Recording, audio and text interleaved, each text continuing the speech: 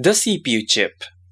The CPU chip is a very important component in retro gadgets. And if you look at the workshop, 98% of the time there's a CPU chip inside, as this is the only way to make your gadgets work.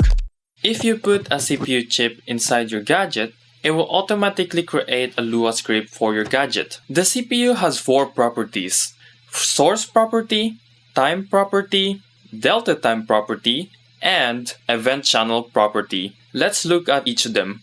The source property will tell you which Lua script it's running from, as it's possible to put many CPUs inside one gadget. For example, printing the source property in this case will give us code CPU0.lua. This is because the source property points to the Lua script being used by the CPU. Okay, now let's see this gadget that has 2 CPUs controlling different LEDs. Notice that they do not share the same variables, even though they have the same variable name. So they are running distinctly from each other. Again, printing the source property will give us code CPU0.lua and code CPU1.lua respectively. You might think that adding more CPUs would increase your performance, but in reality, that's not true. Let's say we have 2 CPUs, and if you stress test the first one, the other CPU would struggle as well.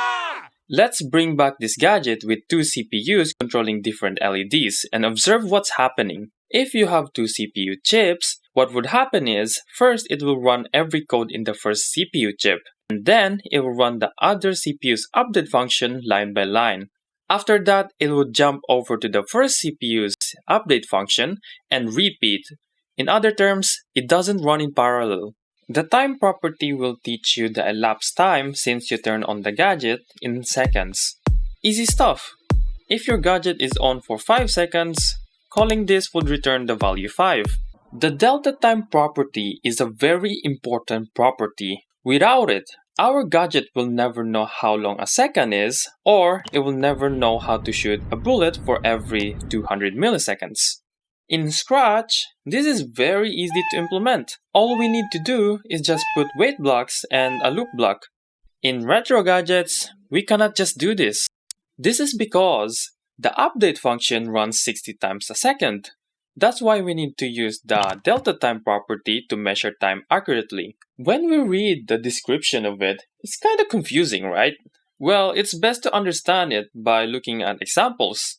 Let's look at this gadget that plays a drum sample every second. The code inside the update function is split into 2 parts: time incrementer and time resetter/code executioner. The time incrementer is the heart of the timer. This is where the timer variable gets its elapsed time. Running this alone will get us elapsed time in seconds. The second part of this is the time resetter/code executioner. All this does is whenever the timer variable gets bigger than 1, it resets it and runs the code inside the if statement once.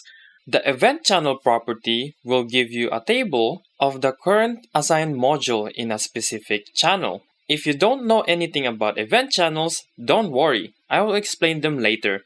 If you want to assign a module in a specific channel, normally we go to the multi-tool and assign the module there.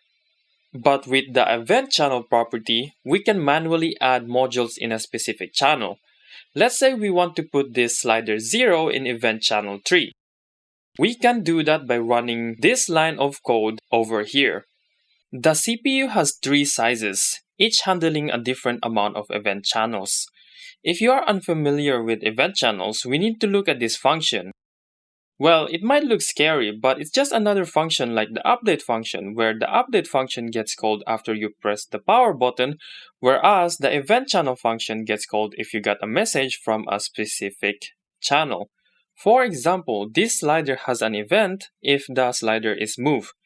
If we move this slider, it will send a message, let's say to event channel 2, and our event channel 2 function receives the message and executes the code inside it.